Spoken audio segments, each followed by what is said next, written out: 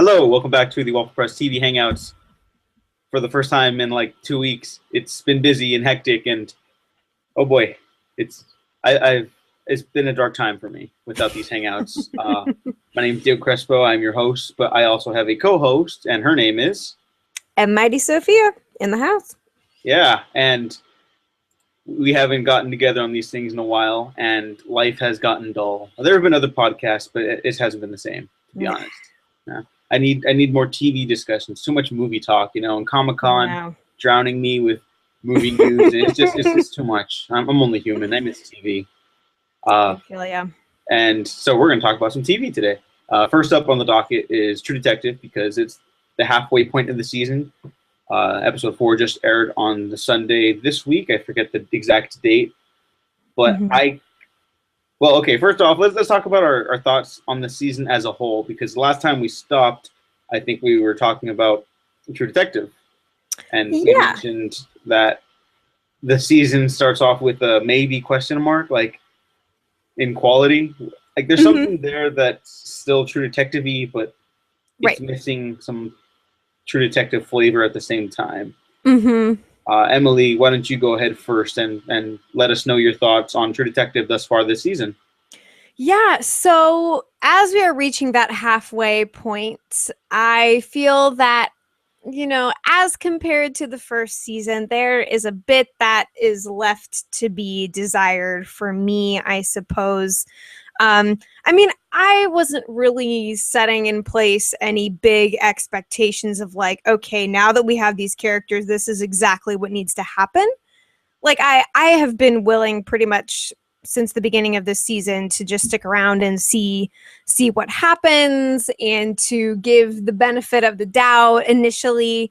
I will say that my favorite characters so far, because it's kind of easiest for me to break it down in terms of the 4 leads that we have, I am most invested in the characters of Annie and Ray, Rachel McAdams and Colin Farrell. They have a really cool dynamic, and I guess I've been getting more into the groove of what's going on with their characters, although Taylor Kitsch has really stepped up in a bigger way than I anticipated, for sure. And when you consider like where his movie career kind of began, it's nice to see him in this sort of role in capacity. Like he brings a lot of anxiety to this character who is constantly at war with himself. And I actually think that's been pretty good. Now, I guess a big point of contention for me has been Vince Vaughn's role and his character, which I'm struggling because I was talking with some people actually on the latest review that I did on my YouTube channel. And some people believe that like his character, the sort of fledgling mobster guy who's struggling, having lost millions of dollars and having to sort of go back to ground zero and attempt to reestablish himself. I mean, it's difficult to watch, and he's certainly not the kind of like kingpin character that we thought he might be. He's really in dire straits a lot of the time, but I guess I've been the dialogue with his character and certain pieces are just so incredibly awkward. But somebody brought to my attention that it sort of reminded them of almost a Walter White sort of character, like trying to build and establish and further themselves. And yet, here they are in this incessant uphill climb and all of the awkwardness. I mean, it is, I guess, kind of reminiscent of that. And if you think that like he's sort of meant to be a little pitiful, I guess it makes sense, but I don't know how much I'm enjoying that aspect. But yeah, the gloominess and the darkness has indeed persisted, and that was something that I kind of sensed was going to be going forward, because we're seeing how empty all of these characters feel, the way that they're trying to fill these holes, and in the way that they're trying to pursue that in their different careers and all of these things. We see them running into walls and vacancies at like pretty much every turn, and I think it's kind of cool, grim for sure, but not terrible. I don't know. There is a special certain flavor that the first season carried that I'm not getting as much of in this one. The visual identity is also very different. Um, I don't know. It's going okay. I feel like we're still leading up to some big breakdown. I did really like the third episode, actually, the one that opened up with that dream sequence. I thought was super dope. That made me so excited, and I think it was so David Lynch. Yes, it was beautiful. Just the depth and the electricity of that scene, like that sticks with me, and it leads me to believe that there could be further potential weirdness down the road. Yeah, so I just keep holding my breath week after week. You know, I'm waiting for some big cataclysmic catharsis at some point.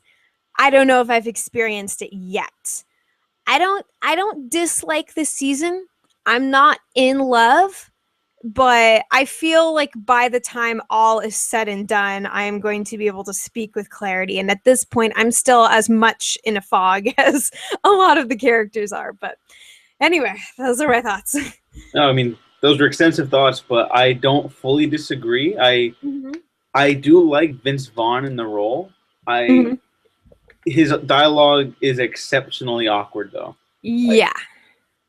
I don't blame him. And Right. I think that he's doing good. I can see why people don't think he is, though. And I really, like, I'm a Vince Vaughn fan, even though I actually don't like a lot of his movies. I want him to do good. Yes. So you're rooting for him. Yeah. Actually, the fourth episode I thought was really good. With the last 10 minutes, just outstanding. Like, maybe not the best of season one good, but like I was floored when it was like it was maybe one of the best horror sequences I've seen on TV in a long time. It's like, but it's under the guise of an action scene, and it was just so. That's what this was missing. The show was missing something like that, like a twist on the horror among the backdrop of LA, and that was the perfect way to do it, I think. But for the characters, I think Vince Vaughn's character, Frank Semyon. Yeah. Okay, there you go. I remember.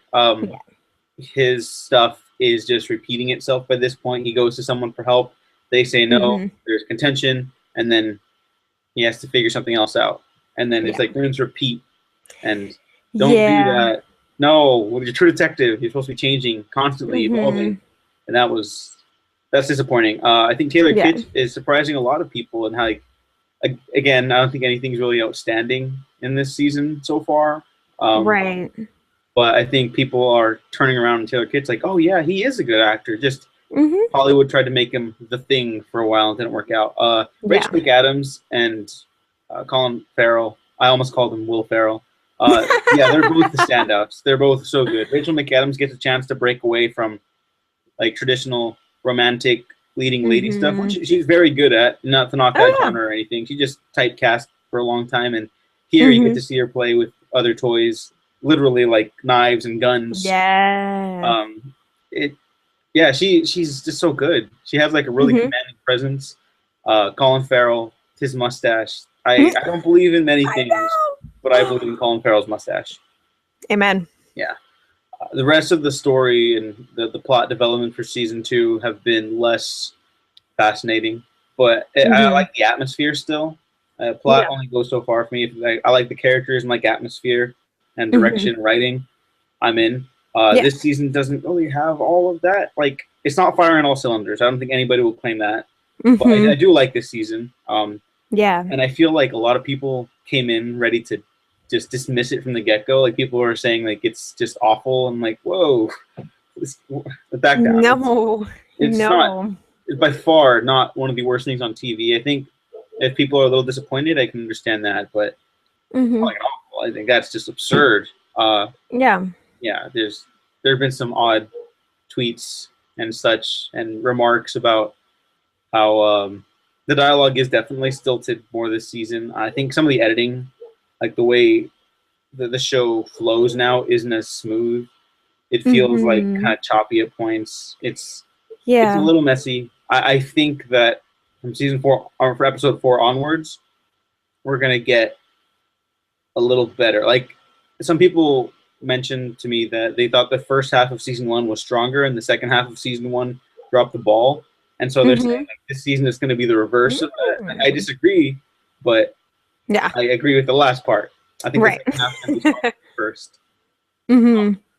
So I still would recommend the season to people. I would just say temper expectations and understand that it's trying to do something different and not really succeeding entirely, but succeeding enough to be one of the weirder shows on TV and fascinating in some way. Yeah, I definitely agree. Like, I don't think that this show warrants the hate that people have been spewing at it. And I'm a little weary of the, like, I'm so done with the show comments. It's like, you only have 4 episodes left. It's not going to take that much of your damn life to give this a try and see what's really going on here. Because I still feel like the dagger's behind the curtain in, like, some huge something, for really lack of a better word, is going to drop. And we get these little release valves every once in a while, like with the dream sequence while Ray like thinks that he's dying, and then of course the last 10 minutes of episode 4. I really like the way you put that it's a horror sequence. And I mean, I know that I was having like some major heart palpitations watching that. and seeing how all of the different characters are reacting as everybody is dropping like flies around them, and just there's a lot more nuance in that final scene than I think maybe even meets the eye. Because if you're just sitting and watching the bullets fly and you're not focusing on how everybody's reacting differently and dealing with things differently, like there's a lot to get out of it. A lot of really cool characterizations. And yeah, I definitely think that there's a lot to be enjoyed. And I've gotten over some of my initial like, this is kind of like, I feel like I'm getting the atmosphere that they're building, and I'm willing to see it through. They've given me enough to want to do that. So yeah, it's a solid noir mystery that kind of forgets to like drop mystery stuff. Not that we need to fed breadcrumbs or anything, just like right. I feel like it's too sprawling. Like LA is huge and enormous, but I think the scope is too big this season. I really want to talk about a little more of the final moments of the previous episode. Down will come after the aftermath of the shootout, because at audienceeverywhere.net we were just talking about whether or not Man of Steel is a good Superman movie, and the big point of contention there that a lot of people have is the destruction, Metropolis, yada yada, and how it, like some people say like it's just a movie, the destruction's not that important, and then I'm like, well, like at least 12,000 people died, like thousand people died. That's a huge deal, you know. And then here in True Detective, like I don't know how many people died, but there was a lot. But it wasn't. It was like a massacre almost. I mean, you saw like all the civilians that got gunned down too. Yeah. Like it really was very traumatic. It really was, and I thought, because it was funny. As soon as I finished that article, I saw the True Detective, and I was like, huh. I feel like this is the proper way to handle fallout from like mass civilian casualties, you know, or at least like maybe not in every genre, but I think it handled it better here in a show that's getting poorly received this season than that movie. I don't know. I just thought that was kind of funny, but that was those final 10 minutes are the reason to watch the season for right now. Like if you had to pick one, I think that would be my choice. Like just get to episode 4 and watch that shootout. I have a couple tweets from people who I asked on Twitter what they thought of the season so far. And at JJ Cresswell 47 says it's good enough, like not amazing, but good enough. At Tyler Heberl, I'm sorry if I'm mispronouncing that, says characters are on point, cool noir. Hey, I just said that. Rachel McAdams for president. Yeah. The dialogue's hit or miss. Editing clunky. It's like He's you. Me. Did you tweet yourself? Did you make an account and tweet yourself? No, I'm not Tyler. It's not like Fight Club or anything. And then good far outweighs the bad, and I have to agree. And then at Jackson_Alexander says would have been the perfect vehicle for Michael Mann. Love it though. And yeah, I've talked to some people about that before, about how Michael Mann would have shot the hell out of this season. Mm-hmm. but I'll live with it. I'll live. Okay. I just want weird movies like Black Hat more often. Yes. All right. Well, yeah, those are our thoughts on True Detective season 2 so far. We'll talk about what happens next week, and then now talk a little bit about Hannibal, because this show has an entirely different problem than critical and audience reception this year. It just has no home after this season, and it sucks still. Yep. But let's talk about the good, which is this entire season, I think. I don't want to put words in your mouth or anything, but I think this is, if it continues the way it's going, I think this is going to be the best season of the series. Mm-hmm. At the very least, the most experimental, because the last episode had a lesbian kaleidoscope sex scene. Oh my god! I never thought I'd those words, and I never thought I'd have to tweet those words. Mm-hmm. Yeah, but even besides that, this show is just so weird. It's easy to see why it doesn't have a built-in audience, because it's so experimental and just out there. Like, Brian Fuller just goes for whatever his crazy, twisted mind concocts, you know? Yeah, definitely. Go ahead. What are your thoughts on the season so far? Well, after that last episode, I was just like spinning on the floor, reeling. Like, I love this show so ridiculously much. Like, you know, I used to have different people that I was actually watching the show with, like, week in and week out, and now I am the only one.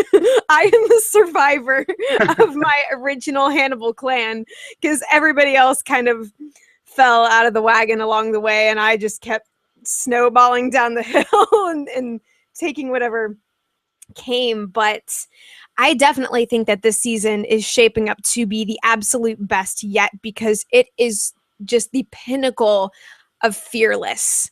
They pull out all the stops, like no brakes on this ride. We are swerving into unprecedented territory every single week.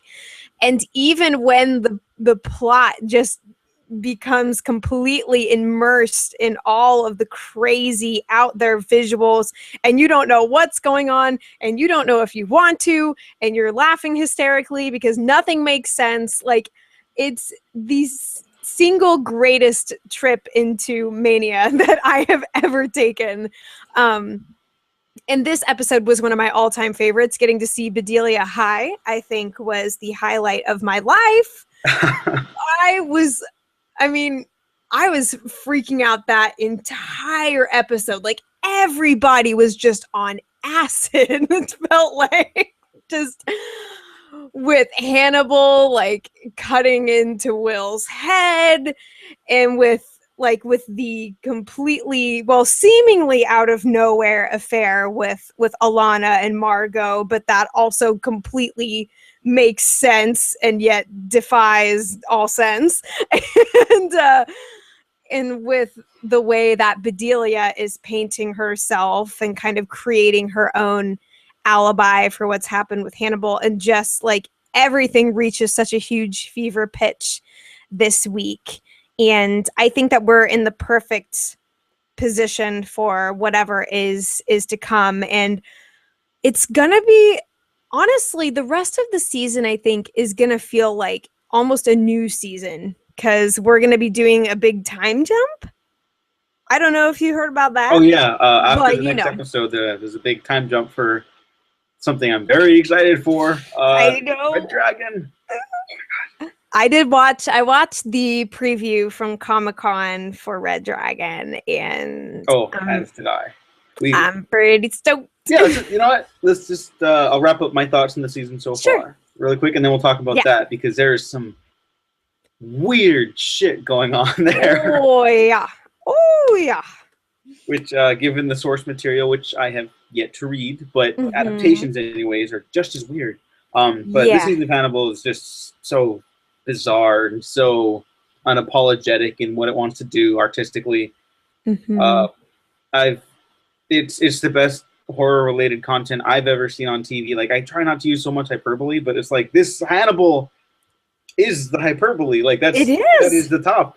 This is the best show on TV to me, and I will fight people, like, respectably, but I will fight them if they say otherwise. The stuff in Europe, I was worried I always get a little worried when showrunners try to diverge from traditional stuff. Excited, but at the same time, like, okay, this is going to be really different from any other season. Mm-hmm. Can they evolve with what they have planned? And it totally did. I like that it's basically a tiny little season within another season. The season is basically 2 seasons. Yeah. It's the Europe arc and then the Red Dragon arc at the end. Mm-hmm. And this Europe arc is just so exciting. Watching all these characters collide in different ways. I imagine this is why scientists love doing what they do. Mm-hmm. Just watching a bunch of particles, variables smashed together while a couple constants are just heading the same direction, you know? Yep. Just working through the bullshit. Or probably this is what Hannibal feels like. He's like, oh, I want to put these people in motion over here. These people in motion over here. I wonder what's going to happen next. Yep. Yeah. I don't know why I thought Will was going to die. But when as soon as Hannibal starts getting ready to use the buzzsaw on his brain. Right. Are you familiar with the Hannibal book or the movie by Ridley Scott? I've seen the Hannibal movie. Yeah. Okay, yeah. Well, this it calls back to me the scene where I forget the actor's Clarice name. And it was Julianne Moore as Clarice, right? Yes, and I think he's showing her the FBI agent's brain. Mm-hmm. And that's what I thought. I was like, is he gonna kill Jack? And then Will, I was like, oh, Will's not gonna die. But then as soon as it started cutting into his head, I was like, and then instantly, like after the weird, it's like panning into the beautiful blue sky with the blood flying everywhere. I was laughing my head off because I was just like, this is not happening. And then immediately you see Will and Hannibal upside down and you're like, yeah, I was like, oh, thank God. Somehow. Yeah. Man. Do we know if they're back in the States or is that still Europe? In my mind, I just imagine like the two of them in some like shipping container and then just like they're just taken out like upside down and strung up at the Verger's mansion, like, you know, like a couple pieces of meat. But I thought, like, I don't know what I think actually. I thought that it's distinctly possible that they're back in the States because, well, we don't know how exactly that scene goes down. Yeah, I mean, that's true. what stopped Hannibal? Who did what? Because Jack was on drugs and he couldn't move, and Will couldn't move, and Hannibal is doing his thing. So it's like Chayo was out there, but what was she doing? You know, so I don't know. I have no idea. I assumed it was just Mason Verger's men who like came in, or whoever he paid off to look for Hannibal, and then we just don't see it.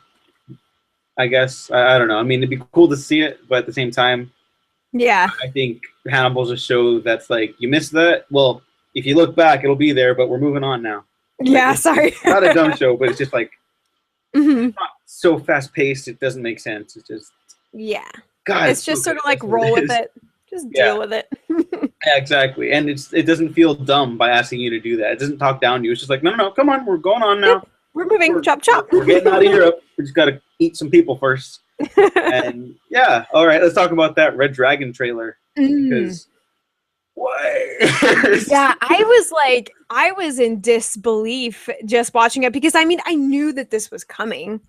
Obviously, like I knew since before this season even started and before my heart was broken into a million pieces, but I am just so stunned. Like, it feels really surreal to be reaching this territory because the show has, I mean, it's dabbled in, of course, the source material, but this is like, it's by no means a retreading. It's taking something that we think we know and then just going to enrich it so much more because I generally enjoyed the Hannibal films. I mean, especially Silence of the Lambs. That's kind of in its own tier as far as those movies go. Never saw Hannibal Rising. I don't really care to.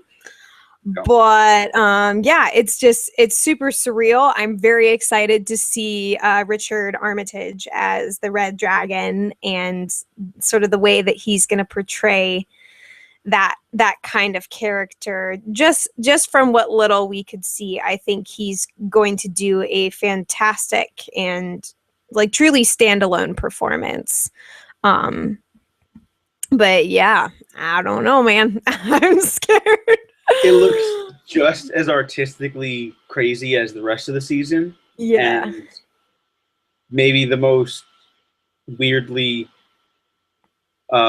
weird approach to the material since Michael Mann's Manhunter. I actually prefer Manhunter to Silence of the Lambs, but Silence of the Lambs is still. Yeah.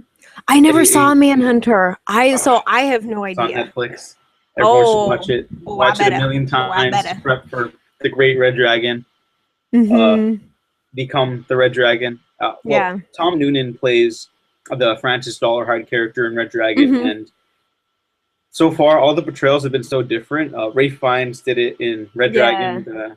That's the one that I've seen. Yeah, that one's I think a good thriller. I'm not crazy about it, but I think it's a it's a nice little thriller movie.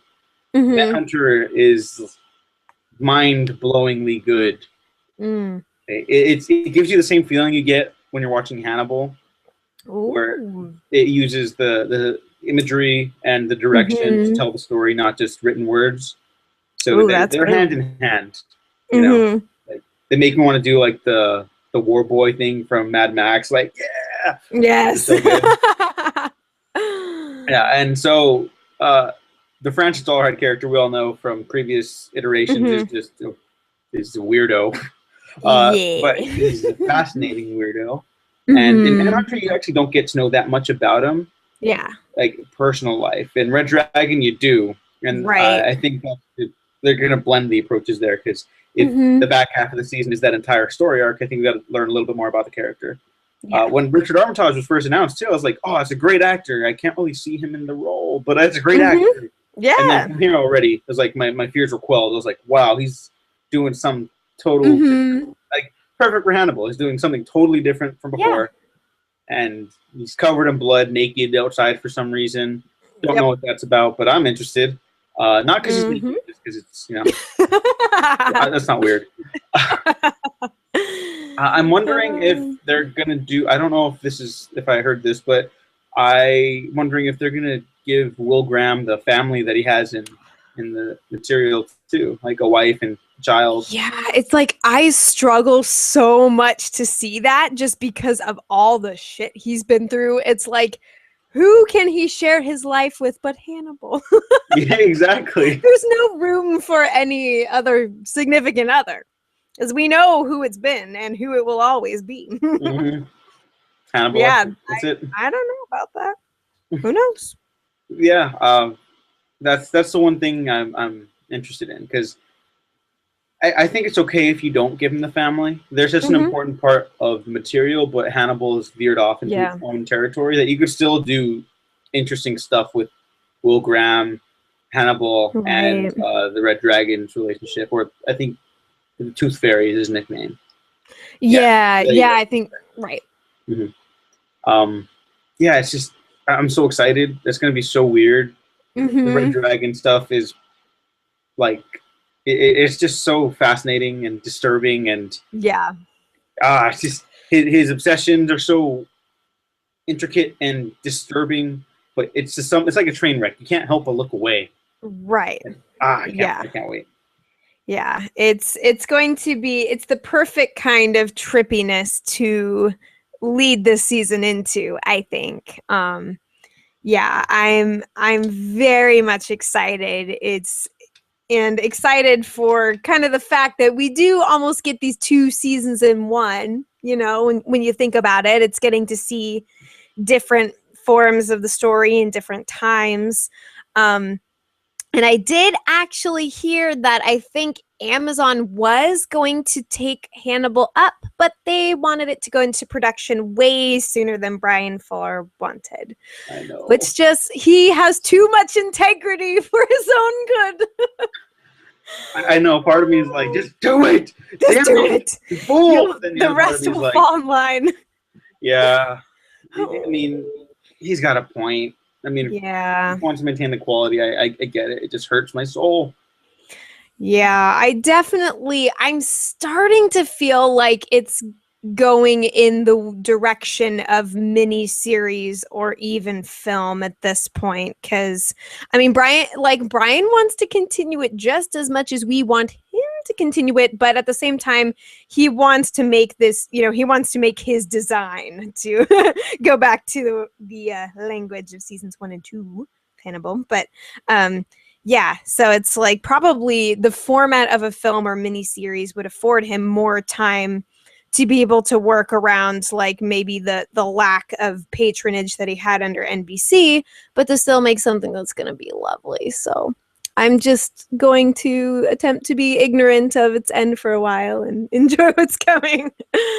Yeah, I think that's the attitude we should all have, because at the very least, it's a miracle if this show had 3 seasons, given the ratings that NBC kept it up for so long. Oh, yeah. I saw the Hannibal panel at Comic-Con. I wasn't there, but it's available on YouTube for all of you to watch, and you should. Brian Fuller was saying, like, yeah, thank NBC for keeping us on the air this long, And then he applauded, the cast applauded, and everyone else was kind of like, I guess. Yay! Like, yeah, that's true, but it still hurts, and we got to blame somebody for now. So we'll be thankful later, but for now, let us be angry. Indeed. All right, well, those are our thoughts on Hannibal, True Detective. We'll come back next week with a more truncated order of business. A cool new little topic we're going to talk about. Maybe a Netflix pick of the week. And more True Detective and Hannibal discussions, because Hannibal's now on Saturdays. So it'll be more fresh in my mind. Yes. Okay. Emily, where can people find you?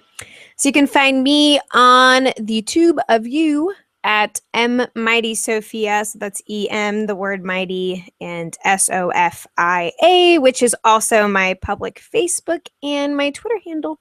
And it's all there.